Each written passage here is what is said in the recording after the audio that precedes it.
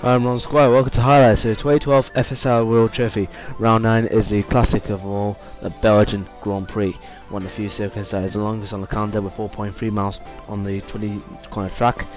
This is one of the tracks that everyone driver wants to win, and they have to complete 33 laps instead of 44 due to rescheduling to win. Spa-Francochamps was going to start on pole, but unfortunately he's down for the pits, and due to the absence of Peutherer, Johannes Allemann will start from pole today. Mika Circus is in 5th with Antonio Kolarek in 4th, Mark Alberts 5th, and Albert in 6th. Frank Schneider is in 8th with Arzen behind him in 10th, and Marshall Thomas is managing to get into 12th place. Danny van der Neet is in 13th for Netrex Jr. Edward Kaur is in 14th. Just behind him is Thomas Corella in 16th for Flying Fins. Chris Jong is 19th for Nemesis Racing with Jonathan Holmes in 21st. Behind them are Johannes Kunkel and Johanna Lepelen for his debut, 23rd and 24th. And last place is Armando Mora in 25th. Meanwhile, looking at grid 2, John Philip Schmidt is in 1st for GPS with Henri Casilli. Ika Chesvele for Night International Racing. Sebastian Kuntz is in 4th. Milan Radmilovic is in 5th. Michael Gray 6th. Brian Oates 7th. James River 8th. Tom Jones 9th for his race. And Zeltan Kossi is in 10th. Like I said earlier, due to him not joining the grid in time, Sebastian Filosa will start from pit lane and therefore last place. That means Johanna Allemann will take pole position for this race. The race start and everyone managed to get off the grid safely. Johanna Allemann manages to keep on pole position. Antonio Kolarek tries to defend from Mark Alberts, but it's too late. Both ghost speeds are in the front and as well in control of the race. Not for some guy who Thomas found out. He tried to overtake one of the Netrex cars, but it was too late to be picked by one of the Netrex cars, entering into the air, and Thomas spins out with extraordinary results. Johannes Kunkel is next, riding with the barrier after a rouge and stalling his engine. Meanwhile, Greenfer has a moment, which finally caused there's a car pile-up in the midfield. That meaning 4 drivers have already retired from the Belgian. So far, those are Marshall Thomas, Johannes Kunkel, Bastian Guller, and Figo. Chris Jong manages to keep on to 10th place. Meanwhile, at the front, both speeds of Allemann and Alberts are going well, despite Alberts having a train of cars behind him. Obviously, the Grand Prix goes without a gap. So everyone manages to pile up behind the second car as the first lap out of 33 has already been completed. Despite starting for the pit lane, Sebastian Vinotz is starting from last, 1 minute behind. He was just not on pole. Meanwhile, having a look at the two go speeds, Mark Alberts manages to pass the first place. Well done there, Mark, but keep on going there. Meanwhile, on the crash for has fortunately led him out of the race. Sebastian Finos also has an off moment, manages to break his front wing and manages to try to get back to the pit.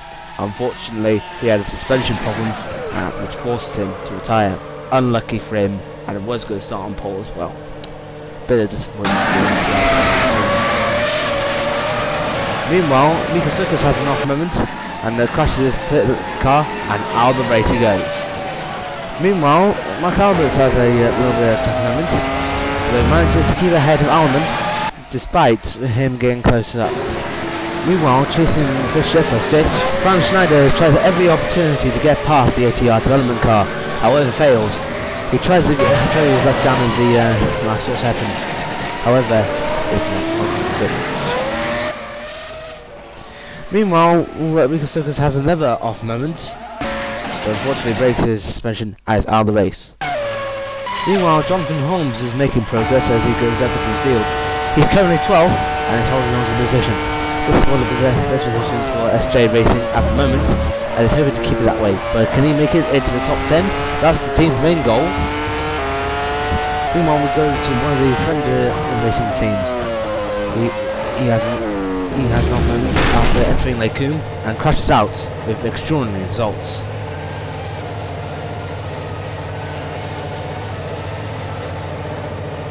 Yeah. Luke Decoy has been chased down by Nick Fisher.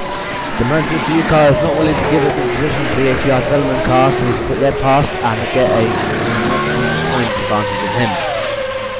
Unfortunately, Nick Fisher has already caught up to him and he passes him just on the straight towards Lake Coombe.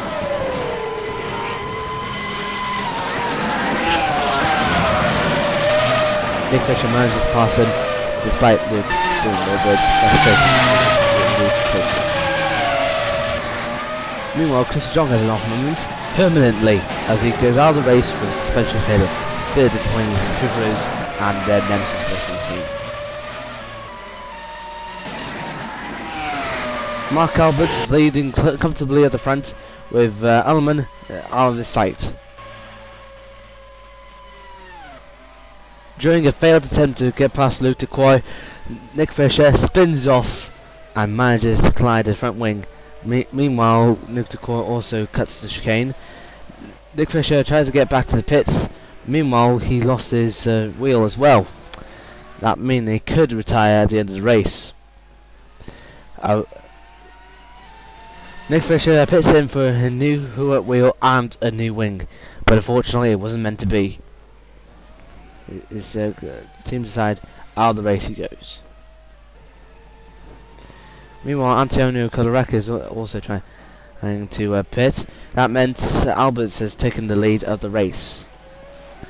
Now you got the lead on Alberts. Keep going. Antonio Colorecca is now down into second place, but still his best position for himself and the new McCall Racing team for their World Trophy debut. And to top the list of the retirements, Frank Schneider makes a failed attempt to get past Eau Rouge. He goes wide after the corner and slam into the barrier, forcing him to retire. Bad news for him and for the Flying Fins team. Since under the pressure of Peter Burlack all season, Mark Alberts shows that in this race that him minus Peter Burlack equals victorious results. As he did in it once before a year ago, he's about to do it again.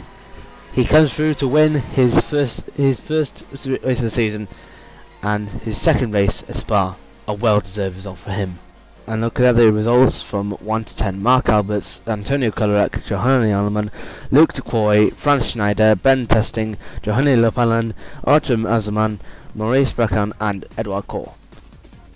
Meanwhile in Grid 2, Ika's first win, and there's 2 disqualifications. Zoltan Azolti and Michael Gray are disqualified from the race for reasons can't figure out.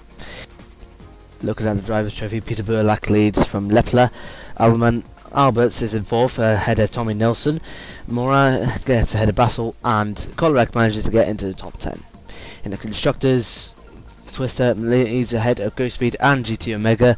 Netrex Jr. is in 4th with 80 out of them in 5th. And Racing of the GS has managed to get ahead of Pro Engineering, but Silverline has a very difficult season to take place. The next round will be the Italian Grand Prix, and you can watch the race live as it happens. Simply go to the website on screen for the SimRace.tv broadcast on the 25th of August at 4 PM GMT. If you want to get involved in the action, simply go to formula-simracing.net and click Get a License in the right margin of the screen and follow directions from there. You can also follow us on Facebook and Twitter. You can also get yourself involved on the FSL Fantasy League by following the link on screen for a chance at some first master prizes. We hope you enjoyed this presentation. I'm Ron Squire, and we'll see you next weekend for round 10 of the FSR World Trophy.